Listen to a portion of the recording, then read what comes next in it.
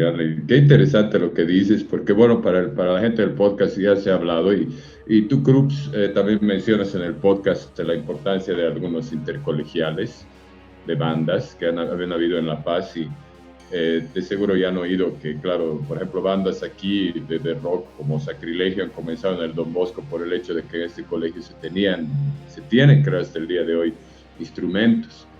Y esa ha sido una generación, o sea, dos generaciones o más que se han influenciado por el hecho de que en este colegio se han tenido los instrumentos. Ha habido mucha gente que ha pasado por esa vivencia y empezando por, bueno, una banda muy conocida de rock heavy de aquí de Cochabamba, que es Sacrilegio.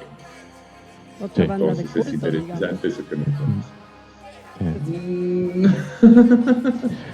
Eso sí, eso es Sí, no sé interesante si porque utilizar la palabra O de sea, culto es diferente, o sea, quizás se usa con bandas más subterráneas y más desconocidas o que no una han banda tenido el con éxito historia, se comercial que podría han tenido, decir, ¿no? pero influyente y sí, Sí, buenas influyente. personas.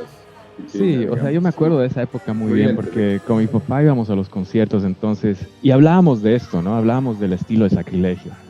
Y claro, tenían el cantante chileno, creo que era originalmente de Chile, creo que era él. Y después estaba Track, que tenía el cantante que era originalmente de Argentina. Claro, obviamente en los conciertos se notaba la diferencia entre Track y Sacrilegio. Musicalmente, las composiciones, todo, ¿no? Entonces, Sacrilegio sí pegó mucho en Cochabamba y en el resto de Bolivia también, o sea, les fue bien. Pero Track era otro nivel. Entonces, era cada vez que tocaba Track, era mi papá y yo estábamos ahí. Yo de niño, de pequeño, era fanático. Hasta un día llegué a ver León Heráldico. Y León Heráldico fue una de las mejores experiencias que tuve en cuanto a metal Wow. boliviano, porque y eso fue en el estadio Félix Capriles. Y fue un amigo de mi papá que organizó ese show. El problema fue de que no fue suficiente gente. Entonces él estaba pensando, ok, vamos a empezar un festival como tal de metal boliviano. Entonces trajo bandas de diferentes partes. Estuvo Dixie de Santa Cruz, estuvo Track, estuvo Don Heráldico y habían otras bandas que no me acuerdo ahora. Pero ni bien se subió Don Sacrilegio y Heráldico al escenario. Disgusting. Sacrilegio estaba también esa noche, sí. Y Disgusting, que era la primera banda, Ah, digamos, es una de las Disgusting. primeras bandas que tenía, pero no tocó, ¿No no tocaron? tocó. No tocaron y ese es otro evento muy, muy importante, yo creo, porque ahí ¿Recuerdan había qué se los llamaba? Thrashers. El, No, pero el puedes, evento puedes, no. O era así solamente festival de rock, digamos. Algo ha así sido un era, festival de creo. metal, pero O era en el Festival de Félix Metal, creo Capriles. que lo llamaron, sí. No me acuerdo ahorita. Y tendría que preguntarle a mi papá cuál es el nombre del promotor. De repente a través de ese nombre se puede conseguir algo, no sé, algún afiche, cualquier cosa. Pero sí, ese fue un show que tenía mucho potencial, pero lastimosamente no fue mucha gente. O sea, para el Estadio Félix Capriles debería haber ido mucha más gente. Entonces, como Muy el grande, ¿no? promotor, sí, era muy grande. Y lo hicieron en una esquina, o sea, no era que tampoco iba a ser todo el estadio, Claro, en la curva. pero una curva, sí. Pero aún así no era suficiente gente, entonces perdió dinero el amigo de mi papá. Entonces, desde ahí dijo, no, ya no voy a hacer este tipo de cosas nunca más. Entonces, y por problemas así es que la escena tardó mucho en levantar en Cochabamba. O sea, hasta el último año que estábamos ahí, en el 98, era una escena muy, muy pobre, muy pobre. Ahora yo creo que es muy, muy diferente. Ahora yo pienso que hay muchos festivales y muchos shows. Ya no es como antes. Tú, Krups, tú organizaste un festival en La Paz, ¿no? Y era un festival bastante grande, entonces, el Festival de Sí. Gimani, ¿no? Sí. Sí. Entonces ya es diferente en Bolivia, ¿no? O sea, ha cambiado eso, pero yo me acuerdo lo difícil que era juntar la gente para hacer un show en ese entonces, hasta el 98. Pero después de eso ya cambiaron las cosas y espero que estén mejorando cada vez más, ¿no? Que se organicen más, porque hay mucha gente que le encanta el metal, el rock. En Bolivia la cosa es poder juntarlos, ¿no? Mm. Y creo que es igual por el hecho de que, o sea, como tú mencionas, cuando dices, ¿no? Cuando haces la comparación de Sacrilegio y Track, por ejemplo, y sacas a ese tu recuerdo de León Heráldico, digamos, Mm. y dices, wow, he visto León Heráldico, ¿no? Sí. Y, y ahí entiendes, o bueno, yo entiendo por qué una banda como el León Heráldico ha visto la necesidad o la oportunidad, mejor dicho, de volver. Ah, qué bueno. Entonces, Sí. ¿Pero ya con cuando- otro cantante o Ha fallecido uno de falleció? los, o sea, Billy Castillo, claro, sigue, claro, pero algo interesante es el mencionar es Billy que Bilbao León Heráldico, falleció. Ya, sí. Billy Bilbao, ahora algo importante mencionar, León Heráldico es la banda que más contacto ha tenido con el underground y que más heavy ha sido, o sea, Mm. los discos están ahí para que cualquiera los escuche, tanto de Sacrilegio, incluidos sus demos, como de Track, y la banda anterior que es Trilogía, ¿no? Que cuenta con los mismos integrantes de Track, ahí está el material y bueno, para la gente, yo en lo personal me identifico mil veces más hasta el día Con de la hoy verdad. con León Heráldico, es Sí, mi banda de heavy ball, igual que David. sí. Me identifico mucho con ellos y por el hecho de que ellos tocaban en los Anders, no se hacían lío de tocar con las bandas. No estaba Billy, o sea, hay entrevistas con Billy Castillo donde él habla de eso, de que por un tiempo se siguió la banda, pero él, si bien el compositor nunca dejó de ser el compositor principal, no hacía esos conciertos, pero ellos querían tocar y estaban muy cerca de nosotros, digamos. Las otras bandas tienen otro estatus, otras ideas, son linda gente, ¿no? Pero bueno, hablando yo simplemente de eso, ¿no? De la influencia musical y de con lo que Claro. cada uno se identifica más personalmente de una manera espontánea. Por eso, sí, no es que me corresponda a mí, ni a nadie, ni a David, ni a nosotros, simplemente que para mí una banda de heavy de culto boliviana es León Heráldico, Eso sí es de culto. por la cultura subterránea, por la cultura subterránea que tienen, porque se usa lo de culto porque no ha sido el mainstream el que te ha dado el Claro, no, reconocimiento, ni obviamente. te ha dado el espacio, sino el culto de la gente, por eso se usa esa palabra, porque es la gente que ha mantenido vivo el nombre de la banda, pero en el caso del León Heráldico ellos han hecho mucho más que eso, han trascendido y yo no digo cada banda tiene su visión, ¿no? Pero cuando tú tienes una oportunidad de tocar, tocas, ¿no? En un Está, contexto y lo aprecias. por Sí. ahí está Da para la debatir, ¿no? entrevista. Pero Está ahí la está. entrevista. Hemos Claro. tenido un podcast con el Billy Billy. es Sí, con el Billy Castillo. muy honesto, Sí, sí, muy lo honesto vi. respecto a eso. Pero, Y una cosa más que nos dale. tocó vivir a David y a mí, que es interesante para el colectivo, es el hecho de tocar en boliches. Quizás hemos sido, al menos lo que nos tocó a nosotros con Imperio, una de las primeras bandas que hemos dejado de tocar en las chicherías clásicas de Cochabamba con organizadores subterráneos. Quizás por eso también nos criticaron o lo que sea, pero no importa. Y es porque después todo el mundo lo estaba haciendo. Antes decían aquí hay un lugar, la calle España, ¿no? España, Ecuador, donde estaban todos los cafés, los bares, donde había mucha cultura, que eso se ha ido matando también sistemáticamente. Habría que hablar un poco de cómo está la situación con la intendencia, pero aquí no vamos a entrar en polémicas porque siempre la intendencia y todos ellos y la municipalidad, aquí lo siento, por mucho que hablen, no dan licencia de funcionamiento a lugares que son espacio para la cultura también. Una cosa es la venta de alcohol y otra cosa es que una banda tenga un espacio para tocar y para mostrar lo que tiene. Exacto. Eso ha mejorado y se sigue batallando en ese aspecto, pero ahí también es que hemos tenido la oportunidad de compartir escenario. Con David hemos hecho una noche de jam, de verdad, Sí. que ha sido improvisar prácticamente. Hemos tocado, creo, un par de temas ahí, un jam sobre la espada sagrada, ¿no? Exacto, de sí. y estuvo ahí el papá de David, ahí estuvo Benjo.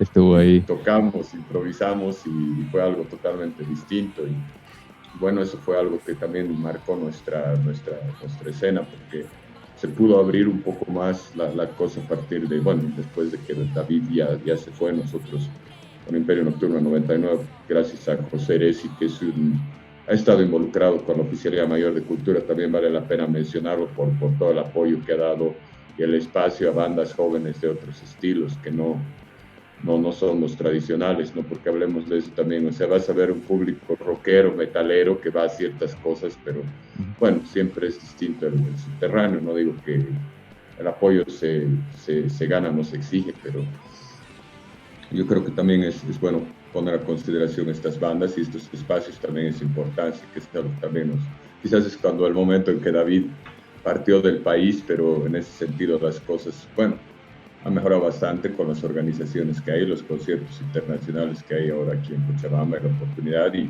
para La Paz el IMANI, ¿no? Que es una institución, porque es algo que se viene haciendo consistentemente y tiene apoyo de la municipalidad, y o sea, es un logro haber podido gestionar todo esto que se ha hablado, ¿no? Y ha sido espacio que ha marcado, yo creo, los 2000, es la primera y segunda década, por la cantidad de bandas que han tocado ahí. Y la verdad es que La Paz, en eso sí, en cuestión a público y infraestructura, sí, es bastante ejemplar, digamos. Y Cochabamba siempre está ahí peleándola, ¿no? Como hemos podido ver, siempre tiene rockeros acérrimos, metaleros fanáticos, varias bandas también, gente, ¿no? Que hace Bueno, pero este para estilo. aclarar a los que quizás no ubican mucho, o sea, en realidad, o sea, no ubican, me refiero a la diferencia principal entre La Paz y Cochabamba, es que Cochabamba es una ciudad más pequeña, ¿no? Entonces, Mucho más, en realidad, Sí, quizás por la en comparación mentalidad a La también de Paz y a Santa salir un Cruz. miércoles. claro, entonces Sí. yo siempre rescato y alguna vez que he tenido la oportunidad de mencionar a las bandas o a la escena cuchala, yo creo que para la cantidad de bandas y músicos que hay, o sea, es una escena bastante fuerte, o sea, en proporción, yo creo. Y en calidad Por la también, ¿no? cultura, Claro, o sea, por la cultura subterránea, por el aprecio a un demo, a los fanzines y por esfuerzos, o sea, que se han hecho en toda Bolivia, pero, o sea, en Cochabamba ha habido o sea, se ha vivido muy intensamente también. Yo, aprovechando de hablar de esto, que quizás queda como un resumen para la gente que no ha podido ver los otros episodios, es la cantidad de música que consumíamos, los demos, los contactos y todas esas cosas. Más adelante ya prometo, ya están un poco mejores mis cosas, porque ya me he cambiado de casa y voy a traer todo el material, lo voy a mostrar aquí en las cámaras. No me voy a hacer al que tengo fanzines de la época porque la verdad no me daba el dinero, pero va a haber eso para que puedan ver realmente en qué magnitud se consumía este material aquí en Cochabamba como en La Paz. Pero eso nos ha marcado a muchos y quizás la verdad es que la reunión de la que yo formaba parte, el Army Grinder, se concentraba en traer demos. Entonces era obligación de cada integrante de la reunión el contactar a una banda a través de flyers y de, obviamente, lo que veíamos en los fanzines y los flyers que llegaban. Entonces eso se ha pasado y no éramos los únicos, había otra reunión también en la que estaba César de Bestia Holocaust, entonces yo creo que de ahí todo el resto de la escena nacional puede ver los resultados de eso, que ha partido de simplemente de haber estado en ese circuito del tape trading y de los fanzines y del underground, ¿no? Que no, bueno, no hay mucha diferencia. Bueno, para algunos enviar una carta es obviamente mucho más true que enviar un correo, pero el correo es un medio de comunicación masiva, igual que el correo electrónico. Sí, yo creo que eso Entonces, ya ha la cosa cambiado es a quién mucho. se le escribe. Sí, Eso ya ha cambiado la sí. mentalidad. Al menos espero que ya haya cambiado respecto a eso de las cartas y los emails y tener o no tener Facebook. Pero la cosa está en la esencia, en la música, ¿no? Y han bueno, podido ver, yo creo, todos como ha crecido eso. Y eso claro. quería hablar también. En La Paz un poco se ha perdido eso y se ha ido quedando más en Century Media, Nuclear Blast, ya no tanto no digo que no haya La Paz es la primera escena, se haya empezado todo. El primer fanzine de Bolivia, primera banda underground, pero creo que ha llegado un punto en que las modas, que siempre afectan obviamente a todos, o las tendencias, llamémosle así, han terminado digamos, sepultar, digamos, las bases y los fundamentos de la escena underground, y aquí se ha podido observar eso, y es música, ¿no? Bueno, y David, volviendo, a mí me gustaría, tú te has ido de Bolivia cuando eras adolescente, ¿no? O sea, te has ido acabando el colegio para entrar a la universidad allá. Sí, Entonces, prácticamente. me imagino que ha sido también un cambio así, no solo en tu vida, ¿no? De adaptación y todo eso, pero hablando de la música y de la escena, debió ser también dejar Cochabamba y llegar ahí a esa escena de finales de los 90 y no sé si nos las puedes describir, así cómo las has vivido, ¿no? Que al principio seguro no ubicabas todavía dónde estabas, creo. Sí, sí. Sí, yo vine acá cuando tenía 19 años. Entonces, yo ya había hecho un año de universidad en la San Simón. Y durante esa época ya estábamos tocando los shows que te decía con la formación original que era Cáustica.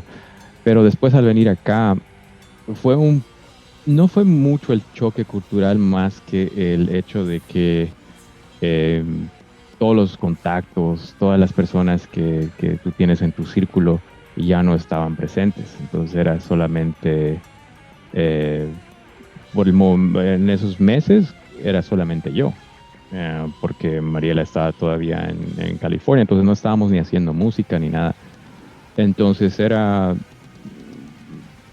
de pensar en que tienes todas estas conexiones y puedes continuar haciendo música a simplemente concentrarte en que vas a estudiar y trabajar y nada más. Entonces sí, fue bastante chocante, pero ese sentimiento seguía adentro. Entonces, yo me acuerdo del segundo semestre, yo no me vine con guitarra ni nada acá, ¿no? Entonces no traje la guitarra eléctrica, la dejé, el amplificador lo dejé, todo se quedó en Cochabamba. Entonces vengo acá, estoy sin guitarra, pero pasaron los 6 primeros meses y conocí a un amigo en un trabajo que yo no sabía que le gustaba también el rock. Entonces, en un día, en ese entonces yo no tenía ni carro ni nada, entonces nos subimos a un bus y él por su lado, yo por mi lado, y se sienta a mi lado, me dice, oh, wow, ya sí, yo te vi en el trabajo el otro día. Estoy yendo a una tienda de música, de instrumentos musicales. Ah, oh, sí, ¿te gusta la música? Sí, toco guitarra. Oh, yo también. Yo estoy yendo a la universidad, pero ¿a qué tienes haciendo? A una tienda que está cerrando que se llama Mars Music y que están vendiendo todos los instrumentos en remate. Y digo, creo que no voy a la universidad hoy. Entonces nos fuimos a esa tienda y compré una guitarra. Entonces continuó, o sea, era como si el destino me seguía diciendo de que está bien que estudies, está bien que te dediques a esto, pero no dejes la música. Y es bien interesante eso porque mis papás lucharon mucho con el hecho de que a su hijo les gustaba mucho la música, porque ellos querían que yo solamente estudie. Ellos me apoyaron un poco al principio, pero lo que ellos querían que en lo que me concentre era en los estudios. Entonces para ellos era dedícate a estudiar. Porque mi papá se salió de la universidad, ¿no? Por la música. Él era muy bueno en matemática, estaba estudiando arquitectura y le estaba yendo muy bien, pero la música lo llamó tan fuerte a él de que él dijo, no, yo me dedico completamente a la música, y se salió de la universidad. Entonces ellos no querían eso para mí. Y lo entendía, pero al mismo tiempo era algo que me seguía, que no podía evitarlo. Y que estaba acá adentro y que tenía que salir. Entonces continué. Entonces, claro, en ese momento no había contactos, no había nada, pero de vez en cuando prendía la radio y escuchaba, oh, Yngwie Malmsteen va a tocar acá en una zona que está bastante cerca. Oh, tengo que ver cómo puedo llegar, no tengo carro, cómo llego allá. Lo que es relativamente cerca para un cochabambino no es relativamente cerca una vez que te das cuenta de las distancias y cómo cambian las distancias en otro país. Y acá lo que es la ciudad vecina de acá, resulta ser como irse a más allá de Quillacollo. Entonces sin carro y sin buen transporte público era muy difícil. Entonces me tomó un tiempo en poder ir a shows. El primer show al que fui, de hecho, fue Nile, con Strapping Young Lad, y todos estaban abriendo para Napalm Death. Entonces fue el primer show que llegué a ver acá en este país, en el 2003. Y pues me tomó 2 años en poder ir a un show. Y lo hice en bus, pero llegué. Y no, eso fue increíble. Entonces a partir de ahí ya conocías gente, ¿no? Entre los fans, entre la gente que le gustaba. Y claro, hablabas con la gente y decías, oh, yo tocaba y quiero seguir tocando. Eventualmente quiero subirme a ese escenario. Y claro, empezabas a conocer fans, solamente fans. De vez en cuando aparecía un músico, pero después nunca más lo veías, porque era gente que venía de otras ciudades a ver los conciertos. Entonces fue bastante tiempo que tomó en lograr sentirse como parte de, no solamente de una escena, pero de un círculo social. Sí, estábamos hablando ahora, ¿no? De Strapping Young Lad y Nile abriendo para Napalm Death, pero Strapping Young Lad es una banda que ya no se va a ver como tal nunca más. Pero sí, pero bueno, Devin Townsend ha estado tocando temas de Strapping Young Lad últimamente, no en todos los shows que hace, pero de vez en cuando lo hace. Yo estuve de voluntario en 70,000 Tons of Metal haciendo audio. Estaba trabajando en la parte del audio, de conectar los Wow. micrófonos en los escenarios y todo eso. Entonces conocí a Tema para Devin. otro podcast, David. Sí. Conocí a Devin, ¿no? Y le pregunté, ni bien estábamos armando todo, o sea, ¿cuál va a ser el setlist? ¿Vas a tocar Strapping Live? Y me dijo, sí, ¿no sabías? Sí, vamos a tocar. Entonces sí, tocaron unos 5 temas de Strapping Live, pero claro, musicalmente y con los tremendos músicos que él tiene sonaba igual, pero era otra cosa ver la banda como tal, ¿no? Entonces eso no va a ser más. Entonces son cosas así que uno no sabe, ¿no? Que estás viendo por última vez, que estás, por ejemplo, Typo Negative, no sé si es una banda que les gusta a ustedes o no, hay mucha controversia en cuanto a Typo Negative entre los Sí. Amo metaleros. Type of Negative. Ah, Bueno, Claro, gustos aparte, sí, pero al sí. más recalcitrante le dices Carnivore igualito. Era Igual, bastante sí. respetado, ¿no? Y bueno, fue trágico, ¿no? Peor la enfermedad, lo que padecía, yo no sabía. Sí, y fue trágico. Yo no Fue, sabía que yo llegué a verlos y abriendo para ellos estaba Celtic Frost. Wow. Y yo tampoco sabía que nunca más iba a lograr a ver a Celtic Frost. Y ese día logré en ver a el Celtic Frost. Monotheist, en el Monotheist, Sí, Monotheist. en la gira de Ronald. Sí. Entonces Celtic Frost abriendo para Type O Negative y no tenía la menor idea de que iba a ser la última oportunidad para ver a ambas bandas. Entonces, cosas así, no sabe. Y últimamente ahora que las bandas que están haciendo los tours después de la pandemia, con tanta muerte que ha habido durante la pandemia y tantos músicos que han estado muriendo últimamente, no solamente por la pandemia, uno nunca sabe. Entonces, cada vez que viene un show que uno puede ver, hay que hacerlo, ¿no? Eso es lo que yo creo que la gente está entendiendo más eso últimamente, ¿no? Se ha estado dando cuenta de su propia mortalidad y ya hay gente que está apoyando más a lo que le gusta, ¿no? El arte, la música. sí, lo que dices es verdad. Yo creo que es la oportunidad de que si hay alguna banda que has ansiado ver, esta es la... O sea, mejor hacerlo ahora, ¿no? Pero no sé si es lo mismo allá, David, por ejemplo, aquí, ahora que ya han bajado las restricciones y como que se está tratando de volver a una nueva... O sea, no va a ser lo mismo de antes, pero desde hace un mes más o menos aquí es como que una piñata hubiera explotado. Y es los conciertos, ¿no? O sea, hay días en que hay 2, 3.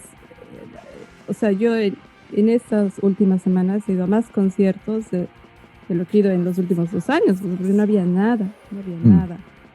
Entonces, son 3 cosas, digamos, es las bandas grandes que tenían tours ya planeados y que los han ido postergando, y ahora que ya se puede, es como que ya todo se ha juntado, ¿no? Sí. Después está, por otro lado, las bandas que en estos 2 años han aprovechado el tiempo para componer. Entonces estaban solo esperando la oportunidad para salir o ya habían lanzado discos en este tiempo. Entonces ya, igual han salido, ¿no? Y las otras bandas han empezado a ver nuevos festivales, no nuevos, ¿no? Festivales que igual tuvieron que postergarse. Entonces es como que ha llegado una camada de bandas así de un día para el otro. Sí, sí, y está pasando lo mismo acá.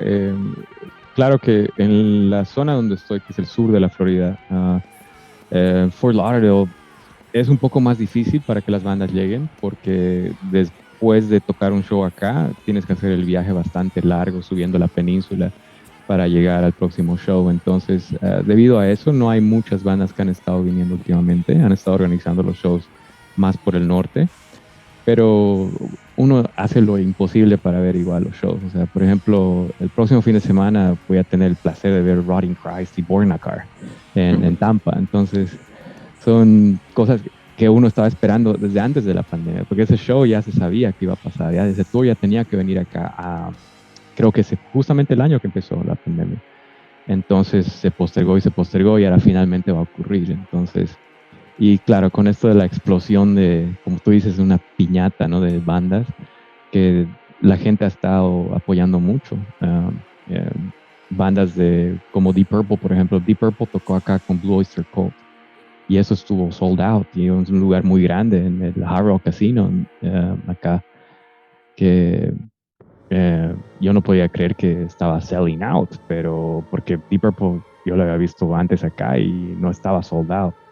Entonces la gente está saliendo, la gente está con esas ganas de ver lo que le gusta, ¿no? Y eso es muy bueno. Claro que económicamente vamos a ver cuánto tiempo va a durar esto también, porque estamos al borde del colapso económico también, todo el planeta. Con Es tantos verdad. shows además. Es verdad. Y David, No es tan fácil ir cada día a un concierto. Dale, Alba. Sí. sí, ahora que estamos tocando este tema de los conciertos, hablemos de las giras y para darle más que todo una perspectiva bastante realista de lo que significa hacer una gira. Yo hablando con algunos compañeros pude conocer a Negro de Slotmat y Criterion y él me habló un poco de su gira europea y cómo, o sea, quizás la gente a veces se hace una idea bastante loca de aquí de nuestro lado, ¿no? De cómo es vivir ahí, girar ahí, ¿no? Es básicamente que vas a estar manejando. King Fowley habla bastante de eso en su Facebook y la gente que ha podido leer y bueno, quizás la gente que no lee inglés o algo, entender un poco cómo es estar en probablemente un minivan que tú mismo tienes que manejar y básicamente estar ahí viajando esas distancias enormes, ¿no? Porque, claro, de una ciudad a otra relativo, pero de un estado a otro y eso, girar un solo estado, ¿no? Entonces sé que hay un documental ahí de Tatum, ojalá se animen a verlo, los de la audiencia del Abismo y que nos puedas contar un poco de cómo realmente es la glamorosa vida del músico underground ahí. Sí, lo puedes resumir si quieres, David, porque sí, yo he visto algunos de los videos en el YouTube de la banda y son bastante divertidos. Sí, ese video, de hecho, el que dice Álvaro es la primera vez que salimos del estado, ¿no? Que fuimos a tocar a Alabama, en un festival de metal en Alabama. Entonces ya lo pueden ver ahí, es un pequeño documental, está bastante gracioso, tiene un poquito de terror también ahí, pero, pero bueno, no es nada fácil, o sea, se ve muy glamoroso desde nuestros países, desde Bolivia, y la forma en la que yo me imaginaba las bandas haciendo tours allá, que eso debe ser increíble, tener tu tour bus. En primer lugar, para tener tu tour bus necesitas mucha plata, sí, y si eres una banda del extranjero, aunque tengas plata, a veces se tocan cosas duras también. Por ejemplo, pongo un ejemplo de otra banda creo que es Opeth. Sí, Opeth. En una de las giras, Opeth contrató un driver y el driver resultó tener problemas con la ley y el FBI se lo llevó en pleno tour y que resultaba que era pedófilo el tipo. O sea, que no había forma de que continúen con él después de haberse enterado algo así tampoco, pero no, se lo llevaron. Entonces, cosas así, ¿no? Hasta cuando tienes mucha plata pasan cosas acá, o sea, no es nada, no es como uno se imagina, ¿no? Y cuando tienes menos recursos económicos, peor todavía, te toca manejar, como tú dices. En esta gira que hicimos con Solstice, esa fue la gira más larga que hicimos, porque generalmente hacemos giras pequeñitas o solamente son un show acá, otro show acá y así. Pero esa gira fue una gira completa que se partió por la mitad, porque tenía que ser una gira más grande aún. Iba a ser una gira de un mes y una semana, donde íbamos a recorrer todo el East Coast de Estados Unidos y después íbamos por el centro y después todo el West Coast de bajada. Pero al final solamente hicimos el East Coast y nos vinimos un poquito por el centro y nos bajamos por los recursos económicos, porque no te pagan lo que te dicen que te van a pagar. Entonces, dependíamos para poder rentar el van, porque no es nuestro, de cierto monto en cada show. Y en algunos shows nos pagaban por adelantado, en otros tenía que ser basado en cuánta gente iba. Pero claro, teníamos a Alex Marquez, que Alex Marquez es una bestia, ¿no? Entonces, es gigante. ¿Panameño? Salvadoreño. Salvadoreño. Él se encarga entonces de los negocios si no quieren pagar. Sí. Entonces, gracias a él nos pagaban, pero llegó un punto donde llegamos a ¿dónde fue? En Chicago, creo que fue, en Indiana. En Indiana nos tenían que pagar $1,000. Y con esos $1,000 íbamos a poder rentar el van por una semana más, lo cual nos iba a permitir llegar hasta el West Coast. Y en el West Coast teníamos 3 shows en California, donde sí o sí hay una escena muy buena y nos iban a pagar todo lo que íbamos a necesitar para las otras 2-3 semanas más. Entonces, no nos pagaron en ese lugar los $1,000 que nos debían y nos pagaron 300, o sea que ni siquiera la mitad. Entonces, no solamente eso no cubre los gastos, pero no nos permitía continuar el tour. Entonces tuvimos que, con el rabo entre las piernas, terminar el tour ahí y bajarnos para la Florida. Y tocamos como 2-3 shows más, pero ya no se pudo completar la gira completa y nosotros teníamos Fathom en especial. Ellos estaban viniendo a una gira en Europa, Solstice. Entonces ellos ya habían terminado todo el merch que tenían, ya lo vendieron, tenían muy poco. Pero nosotros estábamos esperando que ellos retornen para hacer la gira en Estados Unidos con ellos. Entonces teníamos una cantidad de merch que nunca habíamos comprado, nunca habíamos mandado a hacer tanto merch como en ese entonces. Y claro, como hicimos como una tercera parte de la gira, o un poquito más, casi la mitad, no se pudo vender lo que uno pensaba que se podía vender, o sea que no fue un éxito total. Y entre Alex y yo éramos los que más manejábamos, entonces estábamos cansados todo el tiempo también. Claro que cuando te gusta tanto lo que estás haciendo, no importa lo cansado que estás, manejas 20 horas, llegas ahí y se te sube la adrenalina y tocas con toda la energía, y tanto Alex como yo éramos así, entonces lo hicimos bastante bien. Al regreso ya hicimos que otras personas manejen, pero aún así las distancias son larguísimas en este país, larguísimas. Entonces, nuestro primer viaje fue desde acá hasta Buffalo, New York. Entonces, eso eran casi 24 horas de viaje. Sí, pero muy buenas experiencias. O sea, es súper incómodo estar en un van. Éramos 2 bandas. Pero al mismo tiempo uno hace lo que puede y vas haciendo contactos, ¿no? Y lo bueno es que Solstice, como ya tenían mucha trayectoria, ya tenían ciertos amigos en algunos estados, entonces en 2 o 3 estados nos prestaban un cuarto para dormir, que era mejor que dormir en el van. Es duro, es duro, no es nada glamoroso. Nada. Sí. Claro, y dormir las noches, y la comida también debe ser otro problema, tienes que comer lo que hay. Sí, o estás en un presupuesto muy, muy apretado, o gastas mucha plata, o es de lo que te inviten. Y en algunos venues hay algunos dueños de los locales que sí te van a invitar comida, y en otros no les importa para nada, ¿no? Entonces, sí, no puedes depender de eso, ¿no? Y, claro. Por ejemplo, estaba hablando con el manager en Europa de Master, porque no es directamente con Paul que se habla de los tours, es con el manager que él tiene en ese momento. Y me dice, claro, nos gustaría tenerlos para el tour en Europa, pero tienen que pagar esto y esto y esto y esto y esto y esto antes de tiempo. Y les vamos a tener el van ya acá, claro, pero tienen que pagar estas cantidades. Y eran cantidades bastante altas, y en euros es más para alguien de Estados Unidos. Más de 10,000 a veces. Llega a ser más. Algunas cosas, ¿no? Sí. Entonces, por eso no lo hicimos, ¿no? Porque era un gasto bastante alto. Pero hubiera sido increíble poder hacer un tour con Master, pero bueno, hasta ahí llegó eso. Por lo menos charlamos un poco. Claro, estaba abierta la posibilidad. Pero ¿y cuándo iba a ser eso? Eso iba a ser como el 2017, 2018, después del tour que hicimos el 2016. Entonces, sí. Pero cuando todavía, porque Paul Speckman ya volvió a Estados Unidos, ¿no? Ya ha vuelto desde el 2019, si mal no recuerdo, incluso ya volvió. Dejó la formación y todo, ¿no? de los checos. Sí, él tiene 2 formaciones en realidad. Tiene una allá en Europa y otra formación acá. Entonces el baterista de acá es un amigo mío que se llama Rustin. Es muy buen baterista. De hecho, con él estábamos empezando a formar la tercera alineación de Fathom para este álbum, pero después resultó mejor con Brian, entonces nos quedamos con Brian.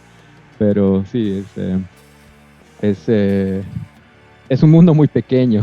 Te das cuenta cada vez se hace más pequeño. La escena realmente no es tan grande como uno piensa. Ni Acabas siquiera ahí. conociendo gente que conoce a otra gente y tocando con músicos Es que eso tocan otras nomás. bandas. Sí. ¿Perdón? Y es eso, es un grupo, un círculo pequeño de gente en realidad, al parecer. Sí, Sí, yo veo eso también. No es mucha la gente y lo peor recién se fue Ronnie Deo, el ex bajista de Incantation, Disciples of Mockery, Rubén Elizondo también de Imprecation recién, sí. y varios más que, bueno, lamentablemente es lo que pasa, ¿no? Por eso veo también la importancia de siempre hablar de esto, preservar las historias y veo todos los esfuerzos que se están haciendo. Y bueno, siempre una alegría poder hacer esto también para nuestra escena y qué mejor que contigo, David, que como les decía también a ti, a la Cruz y a toda la audiencia, es un capítulo de la escena cochabambina boliviana que es muy desconocido, que ahí Sí, lo pueden ver y todos los invito a explorar la música, no se van a arrepentir ahí. Van a ver ahí claro. realmente una banda subterránea con toda la esencia y lo más importante para mí, originalidad, ¿no? No hace falta reinventar la rueda, pero vivimos en la época de bandas de tributo y de clones que Eh, más que mezclar sus influencias y dejar volar su imaginación con su personalidad, se esfuerzan demasiado en sonar iguales a las otras bandas y a Sí, veces el resultado es excelente, la música sí. es música, ¿no? No importa, pero a la mayoría yo veo que ya sí se está viviendo ya una época de estancamiento creativo y demasiados clichés ya. Eso es muy cierto. Y lo he vivido acá, ¿no? También. Y he sido parte de eso también un poco por amigos de la escena, ¿no? Hay un amigo que formó una banda que se llama Made of Metal. Es excelente, o sea, los mejores músicos locales de la escena han estado tocando ahí y ha sido un honor que me hayan invitado a mí, a Mariela también la invitaron, hicieron un tributo a Death con Mariela, Mariela en la voz, tocando solamente canciones de Death, eso estuvo muy bueno. Después yo hice el tributo a Saxon, yo toqué eh, todo el tributo a Saxon y también tributo a Judas Priest.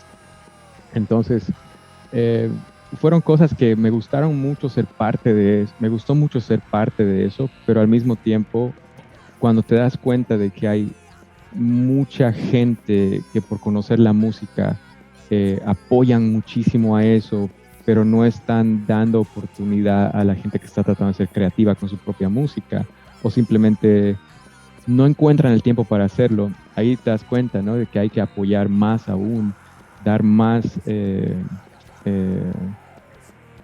tiempo a las bandas que están tratando de sacar su propia música, porque de esa forma vamos a lograr incentivar el hecho de que hay bandas buenas y solamente necesitan el apoyo, ¿no? Y una vez que la gente tenga más esa mentalidad, ya se puede pensar en que puede salir más música creativa, ¿no? Porque uno se pone a pensar, o sea, ¿qué va a pasar cuando Judas Priest ya no haga tours? ¿Qué va a pasar cuando Deep Purple no haga más tours? O sea, Deep Purple lo vi hace poco, pero ya están mayores. Entonces La tienen que lesión de haber, Steve Morse, no sabe cuánto más van a hacer. A mí me sorprendió que hagan sí, un disco más, la verdad, para me los en fans. sorprendió. realidad Ellos, estaban haciendo el último tour. O sea, sí, el anterior era El ya el Infinite último. ya tenía que ser lo último. ya Bueno, me tenía que alegra ser, verlos ahí, sí, es muy especial para nosotros esa banda. Pero bueno, sí, Cruz, no, teorías. y siguen sacando excelentes álbumes, o sea, es increíble Sí, cómo no paran de sacar buen material. Pero entonces uno nunca sabe, ¿no? ¿Qué es lo que va a ocurrir cuando todos estos gigantes del rock y del metal ya no estén ahí? Tienen que haber bandas igual de creativas, o sea, no podemos quedarnos en un lugar donde estamos viviendo del reciclaje de la música de esas bandas. Entonces sí, estoy muy de acuerdo contigo de que hay que seguir incentivando eso, ¿no? De las bandas que están sacando su música original y hay muchas buenas, solamente es descubrirlas y apoyarlas. sí, es Exactamente. verdad. Estoy muy de acuerdo contigo, David. Creo que ese es el camino, ¿no? O sea, no hay. Lo que pasa es también creo que hay una percepción del mainstream, como le gusta decir al Álvaro, de que hay muchas bandas que llamarlo mainstream, culto, lo que quieras, que siguen haciéndolo porque saben que van a llenar estadios o grandes lugares también, ¿no? Pero eso no significa que que ya no existan bandas pequeñas buenas, o sea, no necesariamente pequeñas, pero otras bandas. Y yo creo que eso se ve, digamos, cuando ves lugares no muy grandes, pero que llenan, porque hay toda una camada de bandas que están ahí detrás esperando tomar ese lugar, digamos, ¿no?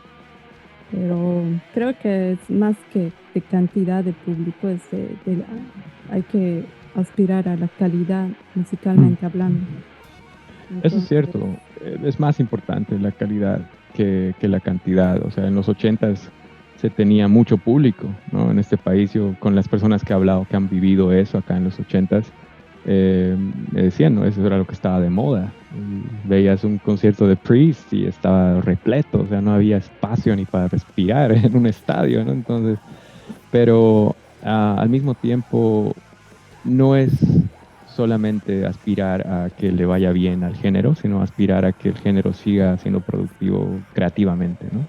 Más importante aún. sí, Sí, precisamente. Así sí, que, está David, genial. este, ay, no sé, me ha notado tantas cosas que, o sea, definitivamente tenemos que volver a hablar. Y porque voy a ordenar las ideas y eso, porque definitivamente hay cosas que vale la pena que nos cuentes de tu experiencia, todo eso, pero siempre no perdiendo de vista que tienes todavía una unión importante, ese tu lazo con Cochabamba, ¿no? Que yo creo que nunca se va a Sí, romper. y eso es una última cosa que quisiera añadir ahora que Dale. mencionaste eso, porque ese lazo es profundo y es parte de la cultura eh, innata de uno que uno nunca pierde, ¿no? Porque uno, con el simple hecho de llamarse boliviano, eh, y después volverse ciudadano norteamericano, no pierde esa esencia nunca se va. Entonces, es justamente por eso que el segundo álbum tenía mucha influencia de música boliviana, o sea, tenemos el charango ahí y fue tocado no solamente por utilizar el charango dentro de la música, sino utilizando el charango como se lo utilizaría en música folclórica. Eh, pero claro, mezclando el estilo con el estilo que nosotros tenemos, ¿no? No hicimos nada eh, de covers ni nada de eso, sino dentro de nuestra música incluir los instrumentos. Um, no que esté mal, ¿no? Yo he visto que hay bandas como Alcohólica que han hecho eso, pero no digo que esté mal, pero simplemente a nosotros nos gusta crear lo propio. Entonces creamos con las influencias que tuvimos en nuestra niñez, con lo que yo escuché, que hay muchos estilos de música folclóricos que me gustan, eh, tratar de incluir eso un poco en la música y eso se hizo bastante en el segundo álbum porque es un álbum que tiene la temática dentro del altiplano, que se desarrolla dentro del altiplano, ¿no? En un pueblito que está, un pueblito de mineros, ¿no? Por eso está la canción Héroes de las Minas, que es Sí. justamente un tema que habla de eso, ¿no? De lo duro que viven los mineros. Eso, David, y pucha, no sé más que decir, es una gran alegría y una vez más agradecerle a Krups por la oportunidad y la cobertura y hacer esto posible, que es un gran reencuentro para mí y también una gran alegría poder ayudar a contar esta historia a la gente y agradecerles obviamente a todas las personas de la audiencia por darle cobertura y veo que están subiendo el número de vistas y todo eso y vamos, yo me comprometo a seguir aportando con lo que se pueda para poder pasar, contar las historias y aprovecho de anunciar, vamos a tener una muy importante que va a ayudar a cerrar una brecha que, No, bueno, al no, parecer cero ha sido spoilers. creando. No vamos a dar ningún spoiler, cero spoilers, pero viene algo, otra gran sorpresa para toda la audiencia. Y bueno, agradecerle a David por todo y por esa amistad que nunca, o sea, pueden pasar, ¿sabes? 20 años, pero Ujú. lo que está aquí, eso nunca va a cambiar y son nuestros lazos que nos unen a la tierra y a las personas. Banderas y naciones, pues, se las dejo a los políticos, historiadores y esa gente, pero es la gente, ¿no? Las personas, la esencia que está en las personas y en la tierra, que llevamos a todas partes. Y increíble ver. A mí me da una gran alegría ver todo lo que ha logrado David y verlo después de tanto tiempo. Hay cosas que no cambian, ¿no? Y ahí seguimos y eso nos mantiene vitales y no ha pasado el tiempo ahí. Sí. Seguimos con el mismo entusiasmo y energía para seguir haciendo las cosas, lo que nos encanta. Gracias. Sí. No, y muchísimas gracias a los dos, o sea, realmente con el trabajo que están haciendo, el trabajo que tú, Krups, hiciste para la escena en Bolivia y ahora lo estás haciendo desde Alemania, entonces qué bueno que estés continuando esto, ¿no? De alguna manera. Y los podcasts están buenísimos, yo los veo muy frecuentemente y sí veo que está creciendo, la gente están aumentando los views, entonces, y también para ti, Adoro, muchas gracias a ti también, y tú sabes, yo respeto mucho tu opinión, el hecho de que te esté gustando lo que estamos haciendo musicalmente está genial, y qué bueno que esta amistad no muere, ¿no? Esta amistad sigue continuando, no importa cuántos años, como tú dices, no nos vemos por 20 años y después continuamos como si nunca hubiéramos dicho adiós.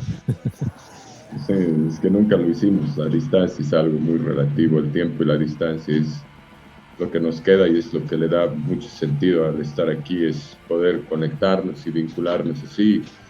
Las coincidencias no existen, casualidades no hay tal, cada cual lo puede ver como quiera, pero aquí podemos evidenciar que es una y otra vez vamos a poder evidenciar con nuestra historia y la de otros que no hay tal, ¿no? Simplemente un llamado. Para mí lo único que es libre albedrío es esto, o sea, tú decides seguir ese llamado o no. Allá tú si no lo sigues, yo sé que tú lo has seguido, todos lo hemos seguido, a pesar de cualquier duda, cosa, circunstancia familiar o social, vamos a seguir aquí haciendo esto y gracias a eso nos podemos conectar con otras personas. Gracias. Y bueno, una gran alegría nuevamente y bueno, eso, vamos a estar en contacto. Gracias, un placer. Hasta la próxima. Igualmente, Sí, pues hermanos, hasta la próxima. Saludos a todos. David, te quedas de verdad cordialmente invitado a una siguiente, porque sabemos que tienes muchas cosas más que contarnos. Gracias de nuevo. Sí, ya continuamos en una próxima. Gracias de nuevo. Claro que sí. Gracias. Saludos a todos y hasta la próxima. Eso. Nos vemos hasta la próxima. Chao, saludos. Nos vemos. Chao, nos vemos.